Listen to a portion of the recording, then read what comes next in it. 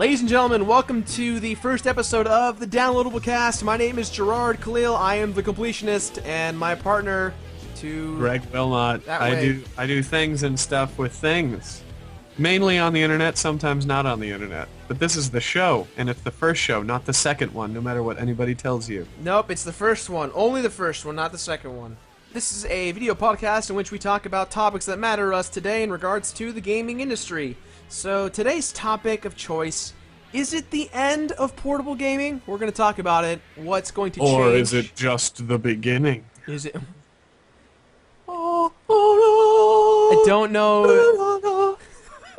I don't know if that works. Our chat moderator for today on the call with us is Soa. Say hello, Soa. Hey guys. It's a nice hello. Thank you, Soa. I want to Soa. Alright guys, so our topic of choice that I chose today is it the end of portable gaming? Essentially what's happened in the past few years with portable gaming is that it's become a means of entertainment and not games anymore. In my opinion, we've had the evolution of the Game Boy, or it started out with the Game & Watch, the original Game & Watch, which we saw at E3, and it was it was basically a prototype DS. And then it went to the Game Boy, and then the many different versions of the Game Boy, Color, Pocket, Micro, Mini, into... Which, let me just say, so awesome how they did that. Definitely. Because it was very different from... At least, I feel like it was very different from the way that the DS is now. The DS, it feels like you're getting the same thing again, but it's a little different. But for some reason back then, you know, you had the big Game Boy, which was fun as hell. And then you had the Game Boy Pocket, which was even smaller, so you could actually take it with you somewhere. And then there was there was the Mini, right, or the Micro, or it was literally like that was after Color. Oh, was that it? Was after Color, I believe. I think so. And I was that kind of kid that was convinced that even if it was a matter of the system being like a newer version of it, I still thought it was a new system altogether, so I still bought it. I traded in my old Game Boy to get that Game Boy Color, or the next version up, which was still the exact same thing, just smaller. Even though it was the exact same thing, just the way they redesigned it, they made it feel like an entirely new system. Yeah, and which is what was so cool about it. And I had no problem begging my parents to get it. This was like, I need to have that. And if you saw somebody playing a Game Boy Pocket instead of the regular Game Boy, you'd know. But today, you see somebody playing a PSP, and it's like, is that the old one or is that the Vita? I don't know. They look the fat same. Or is it the slim? Right. They look very similar. They do. The main question is why do we ask, is it the end of portable gaming? It's because while gaming has portable gaming has used to be a big powerful powerhouse for, I mean, I don't know about you, but powerful powerhouse. Powerful powerhouse. It's like those words, Gerard. It's a triple point bonus. Powerful powerhouse. It's the I think that with the evolution of the Game Boy, we've gone from great games into better games into games that were about innovation, changing how we used to play games. Whether it's 2 screens, or a brighter screen, or a portable Super Nintendo in our hands almost, to even turning into touch mechanics, to taking pictures of things, to now connecting to the internet and watching Netflix all in the palm of your hand. And the funny thing about when it all first came out is, yeah, graphics were a big deal, but if you think back to the Game Gear, that had incredible graphics for the time, but it was giant. But I mean, huge. It wasn't all about better graphics. There was just, they released so much good content, Everybody played Pokemans. That was out on the Game Boy. All the Super Mario games that were on there too. Dude, the Super Mario Land 2 for the Game Boy was one of the best platformers I've ever played. Incredibly underrated, and it was on that old gigantic Game Boy that's in the middle of our topic right now that you see on the stream in the video. Tetris. Tetris. Iconic game. So iconic. I was talking to Egoraptor about Tetris the other day, and he was saying that just to think about Tetris as that game of consistent changing conflict. It's the most complicated game of all time, but it's so simplistic in that sense, and that it's that it's always changing. I love the idea of that. That's how it is. And it's all Russian-y, too. All dat Russian. One thing that I wanted to say is, as we're moving along with things getting cooler, then you get to the touch screens, and then if you're playing on like an iPhone or something, there's no controls, which I feel is a huge setback. Yeah. Which I feel like Sony they're trying to, because they're going to HTC now, is that what they said at E3? Yeah. To develop a phone. Mm-hmm. So I'm sure that will have controls and stuff. But I feel like that's something that's kind of killing portable gaming because you just get so dang frustrated with the touchscreen.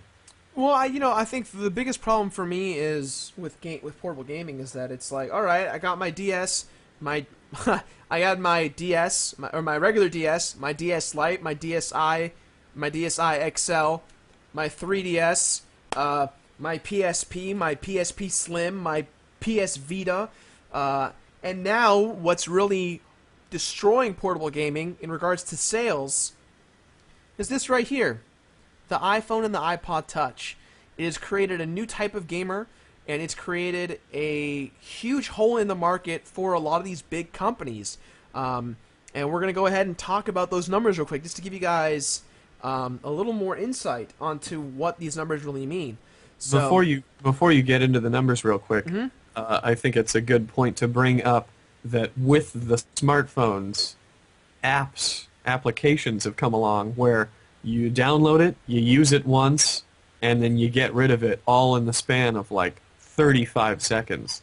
And that's the way games are treated too on there, except for like a few, like Draw Something. A lot of people play it. Even that, it came in real fast and it's kind of dying Yeah, now. it went out Or right it's away. with friends, it's the same thing.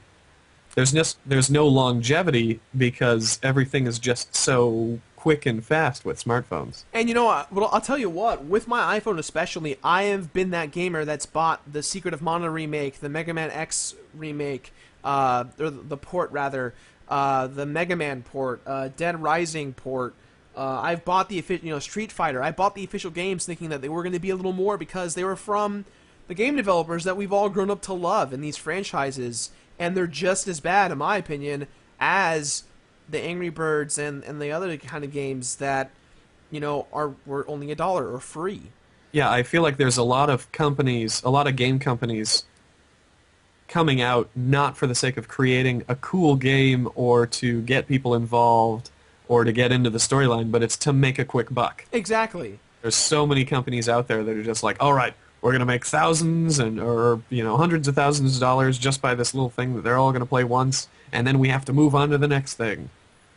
I mean, and even the whole mention of the iPad. Essentially, now if you look at the iPad, it's gigantic Game Boy in a way, and what they're advertising it as. It does everything plus more. The iPad, it does everything, kinda, but not really. It does a lot of things that you probably don't want to do. But your kids will love it. Your kids will love it.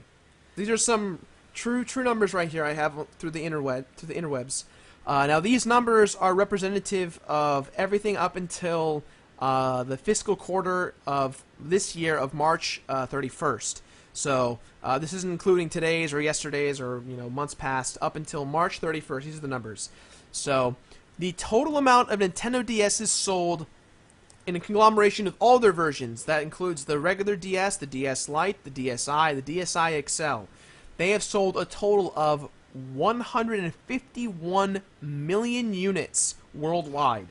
That's a pretty big number, considering how long ago the Nintendo DS came out? What, 6 years ago? 7 years ago? And it's still selling. That's the crazy part, is that even though they're fading it out, it's still selling games, and they're games and consoles every month. It's sometimes even outsells the 3DS in comparison, which blows my mind. Not everybody wants 3D. It's a fad. Yeah, exactly. It's a fad, just like it was in the 50s, folks. 3D came out so long ago, and people were like, hey, that's awesome, and then they forgot about it. and it should have stayed dead I agree. until it's like really cool, because it's not really cool. Or at least I don't think it is. Nintendo tried with That's with my the opinion. they tried to come back with the Virtual Boy, the weird reddish 3D kind of attempt that failed horribly. Surprisingly enough, the PlayStation Portable, in comparison up to this point, has sold a little more than 72 million. I mean, that's not too bad. I mean, considering that they haven't really changed it too much. Now that is not including. I just realized it's not including PSP Go sales, which, for those of you that don't know, the PSP Go. Oh, right. Yeah, I forgot about that completely. which I kind of feel like they did a bad job marketing it. You know, because You mean not at all? I mean, Here's what the PSP Go should have been. That should have been the first PSP. exactly. Because it should have had downloadable games like that, but it didn't exist at the time. Yeah. Well, it may have existed, but it wasn't nearly as mainstream as it is now to just quickly download something. I will admit that's the one thing I do love about the PlayStation Sync system is that everything's tied together. So if you buy something on your PSN and it's playable on your PSP, boom, you can just transfer it over. Your Vita, the same thing. I think that's one thing that I always admired about Sony that they got right, was that everything was kind of cross integratable. But Yeah. I don't know why. That's something Valve does well. Incredibly well. I think they're probably top of the market when it comes to that. Yeah. The Nintendo 3DS sales total so far, we're looking at 17.13 million as of March of this year, March 31st, which is you have to look in comparison as for a launching platform. And I think the reason why it not only is not doing well because of its 3D capabilities is because it's too much like a DS. The only thing new that it brought to the table was the 3D, and there's not a lot of people who want that. Yeah, and I mean, I give them credit, but this kind of you kind of said this earlier about with Sony, was that with the 3DS, mine's right here, they integrated the menu system layout, downloading games, applications, that kind of thing. Definitely was fantastic about the 3DS. I really enjoyed it. The problem was, like Sony, they could have brought these things a little quicker when they originally created the DS. And a lot of that, too, was based on what was popular in the industry at the time, I think something that really hurt the 3DS is launch titles. Immediately from the get-go. When it came out, it's like, how many games could you get for it that were actually in 3D that used the system? I mean, all of them were 3D, but it was a matter of like what really looked good, what handled well, and what really made me want to buy a 3DS. Most gamers, I may be wrong if I say it by saying this, most people... You probably are when you make generalizations like that. I know. Most people who bought a 3DS bought it because of Ocarina of Time, Star Fox 64. Some waited for Mario Kart 7, and others waited for Mario Land 3D. And you know what? I'll agree with you on that. I'm sure a lot of people did do that. Yeah, I waited to buy my I love this. I waited to buy my 3DS, and 3 weeks later they docked the price. I was so upset. I mean, and the ambassador program was great and everything, but I had friends that bought their 3DS the week that it price dropped, and they were still good for the ambassador program. So they got a 3DS for $180 plus all of the free games for the ambassador program. So I feel like I got really ripped off there. I think this is also going back to we did a test podcast where we were talking about Nintendo being slightly out of touch with what people want. Yes, thinking that someone would spend $250 on a console right away on a portable nonetheless with no launch title is kind of ludicrous. Now they did it once before with the DS, which it worked. Granted, it worked. Second time around, it's not going to work, considering that you still have your old console on the market and majority of your third-party developers are still making games for that console. So you kind of have to consider the market's not ready to move on. Why make a new system that's going to do that? And if you're going to make a new system with something as different as 3D, release it as something else. Exactly. You know, I think if they created something new, something different, and it's 3D, suddenly it's like, whoa, mind blown. You know, you really got something on your hands there then. Exactly. Now, I think the PlayStation Vita, these I feel bad for Sony. They're just not having. They've had like the worst progression as a company in the past few months to years even. I personally don't own a Vita. I would love to own a Vita. There's no games out there that make me want to buy a Vita, unfortunately, but it looks cool. It feels great. The games that I have played on demo kiosks have been really unique and fun. And the features are really what I wanted out of a 3DS. In terms of just that crisp and clean aspect of it. At least it feels like a new system. It doesn't feel like a PSP. It feels like a controller that's with me. I really dug it, and I really dig what it does and what people think of it. But the problem is, no good launch titles.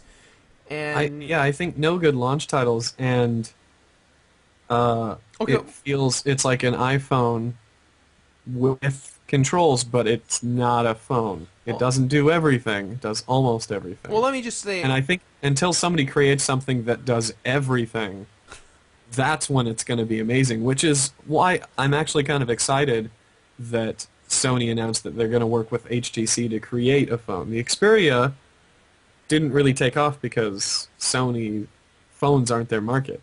Yeah. HTC, they know how to make smartphones. So if they can do something to create a gaming smartphone, I think that's going to be where it's at Well, if it works. I think I did flub a little bit. I said there was no launch titles. That may not be true. There were some launch titles for the Vita. The new Uncharted game was a pretty good launch title. And for me, as a traditional gamer as I am, I probably would have bought Marvel vs. Capcom 3 for the PS Vita. But the reason why I didn't was because I have it for my PS3, or my Xbox or whatever it is. And I think that having one AAA launch title isn't necessarily a good decision to make when you don't have enough third-party support to go with it. When we all bought our Wiis, the first game that most of us bought was Twilight Princess. And after we beat it, 3 days later, we went back to the store and tried buying other third-party stuff. And luckily, there was enough for us there to keep us entertained. You know, Rayman Raving Rabbids. What else was there? I think there was some. No, not yet. There was. I'm trying to think of other. I mean, Wii Sports alone was enough to keep us entertained for our families. Oh man, awesome! Yeah, I mean Totally awesome. that kind of integration of playing with others and the way you were playing with the Wii was revolutionary at the time. But it got old very quick, and Nintendo realized that, and they kept capitalizing off of that with newer first-party titles that would eventually get boring for us hardcore fans, but for the casual gamer, it was perfect. Yeah. But anyway, With portable gaming, I know that as a kid, the only reason why I had a portable gaming system was so my parents didn't see exactly how many hours I was spending playing video games. You know, I could hide in my room and, oh, he's probably playing something because I wasn't sitting in front of the TV. yeah. But now, me being, I've graduated college, I live on my own, I don't see the pull of owning a watered-down PS3. I have the PS3. Sony did an amazing job creating the PS3. It's such an amazing system. I would rather sit down and play that. But It's kind of and I travel a lot too. I travel all over the world, but I don't. Maybe it's just me, but I used to love portable gaming. I had all those Game Boys. I got the PSP when it first came out, before it came out. But yeah. You got the PSP before it? Oh, that's right, because your friend got it from a different country. Yeah. You know, the PS Vita has sold so far in this quarter about 1.8 million units total. That's pretty bad for a company, let alone For the first quarter? For the first quarter, 1.8 million. Actually, I mean that's actually not for the first. That's total units so far. And It's out that long though. it's been out since. Actually, it's only been out for a few months now that I think about it. It didn't make the holiday season. It's been out since around January of this year, I think. The release date was February 22nd, so it hasn't been out that long. So Been out for less than half a year. Yeah, so maybe it's not that bad, but maybe they can turn around for Nintendo. But they did the bold move of doing the different price points for 3G, non-3G, and starting it out with, I think it's 300 to 400. No, that might be wrong. Somebody in the chat here, Death Knight 11, brings up a good point, because he was saying that he's always dreamt of a Pokemon's console game. And the reason why they never did that is because they wanted to sell handheld gaming. Now they don't have a game that pushes people to drive other than Pokemon. I mean, people still play that on the DS, but not in nearly as many numbers as they used to. They need to have that, awesome game that makes you want to play it all the time. So if you can take it with you, sweet.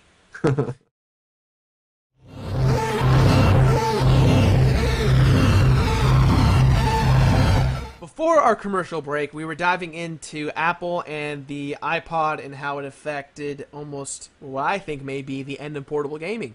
And the biggest thing, and Greg, you touched on it earlier, was the fact that you can get apps for free, apps for $1, apps for $15. You can get games for free. Games. It all translates to the same thing. Yeah, and the biggest thing is that this game right here, this is Mario Kart 7 for the 3DS. This right here cost $40. $40. Angry Birds, free, without ad support, 15, 10, 5, whenever you bought it. The point is that younger kids or people who don't really game necessarily are literally controlling the market of casual gaming with this, and kind of have forced, in my opinion, all of these other people to create the touch screens and the other stuff to compete with it. And what we have is a bunch of third-party and first-party developers creating games that aren't necessarily worth the $40, $30 price tag. And we as gamers are furious about it. It obviously reflects in the sales, and it actually, in my opinion, this may be the end of portable gaming as we know it. And I don't want it to be. It feels like stuff is getting gimmicky. You can put a touch thing on this, you can put, the 3D, and now it's got a camera in it. But how many years have we gone where you got your A, B, your D-pad, start and select? And then you add in, you got your trigger controls and stuff. But for some reason we took a crazy-ass turn where everybody assumes that you got to have this stuff, and then you got to have an antenna that's coming out of the side, and it shoots lasers. So when you're playing it, the lasers are shooting like you're actually shooting in the game. You don't need that. You just need your buttons, a screen, and 14 hours straight. Exactly. And that's the thing too, is that when you're on vacation and stuff like that, or you're out somewhere, you're not going to sit down and be like, all right, I think I'm going to play, a 15, 20 hour, 30 hour game. If you've got time to play Pokemon on the DS, you'll put time to play Pokemon on the DS. But if you're out somewhere, you just want something quick, and that's what the iPhone does, and that's the unfortunate truth of what it is. So, yep. With that in mind, maybe we should take some callers. We're going to take some phone calls. We got three audience members who answered some awesome questions before we started, and they are here now with us. Our first caller, his name on Skype for us all is James Tiberius Kirk. Welcome, Captain Kirk. Captain Kirk, welcome to the show. Hello. You sound just like Captain Kirk. That was the best impression of Captain Kirk I've ever heard. Impression? Wait, are you not actually Captain Kirk? Oh, I ruined the immersion, Greg. I'm so sorry. You ruined it for Greg. I ruined it for Greg. Come on, Gerard. I'm sorry. You deceiver. I'm so sorry. I know. All right, so Captain Kirk, what's your opinion on the state of portable gaming? What do you think? Is it the end? Is it just the beginning? What do you think? I mean, I think it's like we're in that declining state. Like it is the end. Like it's coming to the end. But the iPhone is keeping it alive. That's really the main reason. Everything else, like the sales are declining a lot. Obviously, people are buying the older systems instead of the newer ones because they're more expensive. and they're basically rehashed designs instead of like, but with added features. And but like the iPhone, as you said, you could buy free games, you could buy cheap like $2 games, delete it within 35 seconds, as you said. And But there's almost no game guilt either. It's like, oh, I spent $1, the game sucked. Exactly. I don't care. yeah, that's another thing. Like that, and as also you said, I believe it was Gerard, gaming companies are no longer making games for like the making people like happy or making people like immersed within the game. They're just making it, hey, we're gonna make this game, we're gonna make like $1 million instantly. Right. Yeah. It's not gonna happen like that. It's the money thing. I mean, everybody's always out to make money. Oh Everybody yes. makes money, but it feels like it's really changed more into it's the quick buck. There's where your money is. It's not story. It's not the fun stuff. The things that games should be about. Why we all fell in love with games. I mean, it's all about the adventure and how you relate to the adventure. And I have a hard time believing that I'm going to get a good 40-hour adventure out of this screen right here on the go somewhere. Whereas I feel like if I'm, you know what I mean? It's just it feels weird. There's something about the Greg. You said it yourself. Well, Something about the buttons that just makes it that much Well, better. And it's your phone. That's your real world device. You use that to call, you use that to talk to people, you use that to check your Facebook and your emails. It's your business thing. It's not your gaming thing. I think that's the problem is, I was talking about they need everything in one, but you got to have it separate, but it doesn't work anymore like that. That's not the way people work. So it's kind of like the end or some maybe beginning of something else. I think that's what Nintendo tried to do with the Wii U.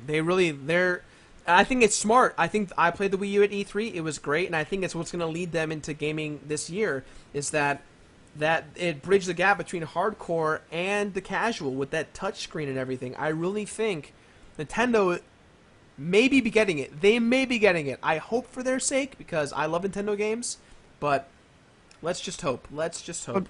That would be nice. Feels like a gimmick, but that would be nice. It feels like a gimmick, but at the same time, it's not really. I don't know. We'll see. We'll see We'll what see. happens. Yeah. See when it comes out. All right, Captain Kirk, any last thoughts? No. How anticlimactic, Captain Kirk. I was hoping you'd sorry. say beat me up or something like Yeah, that. or little Star Trek. I think this is the Star Trek symbol. I'm not very. Is that this? It is. Well, I can't really do it because I don't have my video up and I don't want to mess up. That's true. Long live and prosper. That's what they do. Long live and prosper. long and prosper. Live Live long and prosper. You've just pissed off so many Star Trek Live fans. and learn Sonic Adventure 2. That's. All right. Yeah. Thanks, Captain Kirk. Have a good night, Captain Kirk. Thanks for joining us. Now, this gentleman is the 16-bit hero. He actually has a YouTube channel where he does reviews, kind of like JonTron AVGN Mix. He actually does them really well. He does them in Spanish, so that's like his primary target, which I actually really enjoy. I don't understand the humor, but it's really well edited. I really appreciate there are subtitles. You don't understand the humor or the language. But 16-bit hero, thank you for joining us, man. Really appreciate it. Hey man, what's up? Not much. Yeah. So what is your personal take on the future of gaming? Is it the portable gaming? Is it going to end? Is it going to come back and do well for us, or what do you think? What's going to happen? Well, I was thinking about that for like a month or something, and I'm really worried. I mean, the first portable console that I had was the Game Boy Color, and I played their Pokemon Gold. Man, I love that game. That game's awesome. And then I realized, the Game Boy Advance, it had the other Pokemon games, Golden Sun, and Awesome Fire game. Emblem, many others. So, Mother 3, well, that's not here, but that's not the point.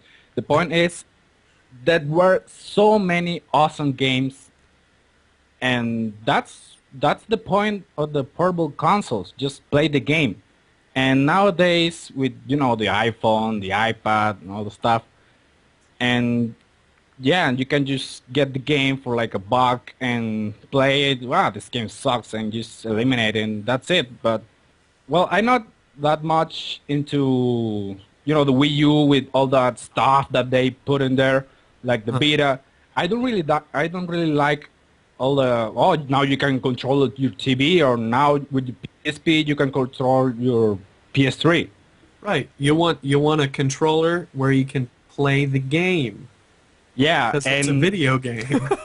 again, that's it. Like, dude, I already have like 2 controllers. Why do I need another one? I'm a huge music fan, and I buy a bunch of records because I just like the experience of listening to a record. It'll be interesting to see if there's a shift soon, or maybe like 10 years in the future, where people are like, hey, you know what? NES is where it's at, and they'll start making games for the NES again. I just think that would be so interesting. It could happen. Well, you know what? When we were at E3, we saw that it was the Super NES, the miniature one, right? What was that called? The Super Game Boy. Yeah. Yeah.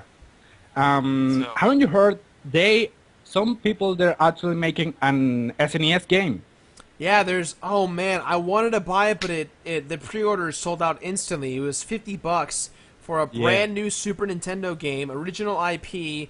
I wanted to get on board with the Kickstarter. I forgot to, and then pre-orders went out and the game disappeared.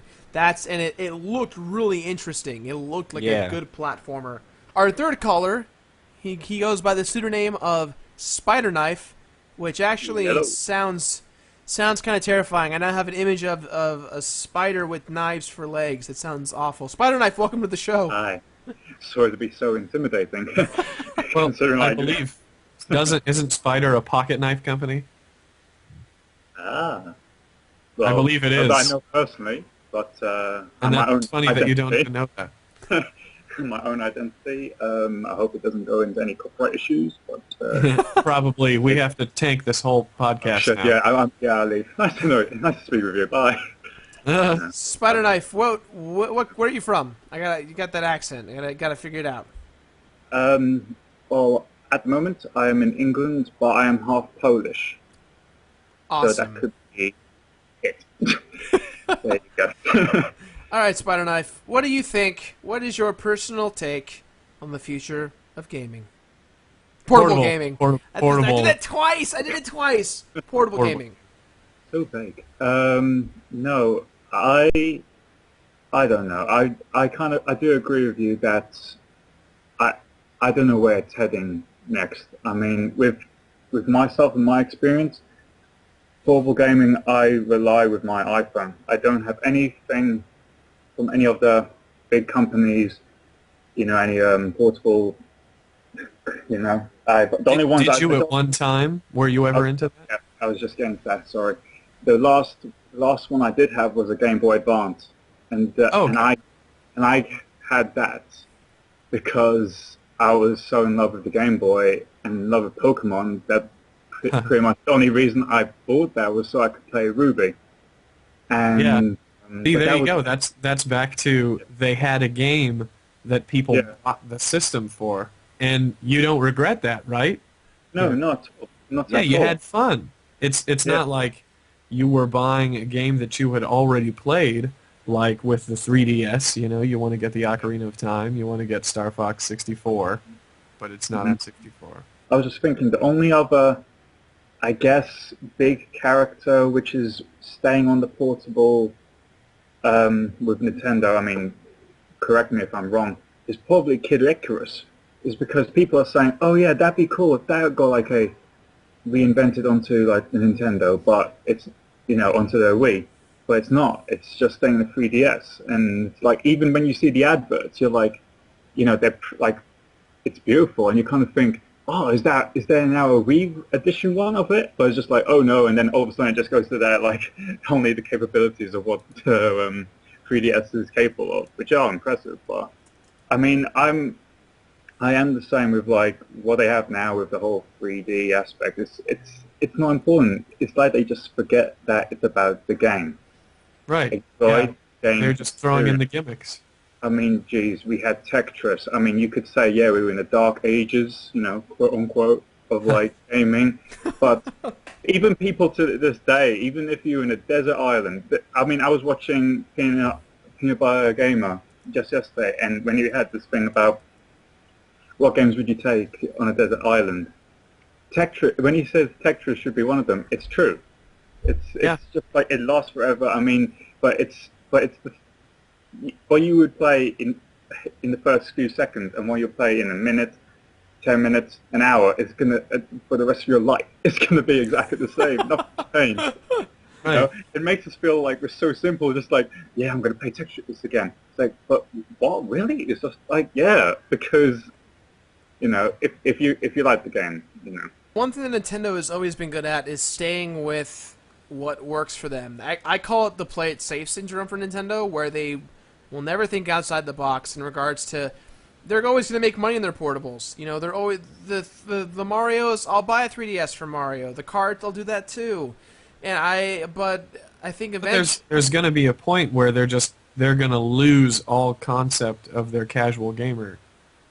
and that, You know, they're going to have the devoted fans that need to have that game. They want to play that game, but there's people like me who it's just not worth it to me anymore. I'm not going to spend $250 just to see Mario on a little screen. Yeah. But if it's an amazing game and the story's really cool and it's really engaging, or it's just something completely different that's never been seen, maybe I'll buy it. All right, guys. So I think that just wraps out the show for this evening. Please let us know what your thoughts are, either in the comments below or in the stream chat that's actually going on right now. We're going to have a post chat afterwards just to kind of talk about what your guys' opinions all are. And then all you people watching on YouTube, you can keep the conversation going throughout the week. You can hit Gerard up on Twitter at his handle, which is JK Completes It. And you can even talk to me about it at MickSquaresville. We'll put little linky things down there so you can see them. But yeah, you know, we want this to be a conversation where you guys can join in and we can maybe figure out, is this the end of portable gaming? Yeah, and also don't feel free to reach out to us on Facebook and Twitter and Tumblr too. But that's why we have these things set up. It's not to like, you know, spread the show. I mean, yeah, it is, but we want to talk to you guys. That's the whole point. We want to know what your opinions are on games and where you think the industry's going. And most importantly, you guys are the consumers just like we are. So we want to know, you know, hey, what do you guys think? So I think that just wraps it up for today's show. So thank you for joining us Thank you, for our guys. first official episode of DLC. We're going to be filming another episode of DLC next week. I believe it's going to be a week from today, so Sunday next week. Times will be appearing in links of some form on the screen right now. And they may change. They may change. That's the best way to find out about the show and how times are changed. Follow us on Twitter, Facebook, and also subscribe to our Twitch account, which is twitch.tv/ThatOneVideoGerard. Please make sure that you do that. That way you'll be on top of it when we do, you know, do that. This will be available at some point, too, on iTunes and as well. So, guys, thank you so much. I am the Completionist. That's Greg Wilmot. That's me. And now we're going to show you guys. I do stuff. And now for something totally different.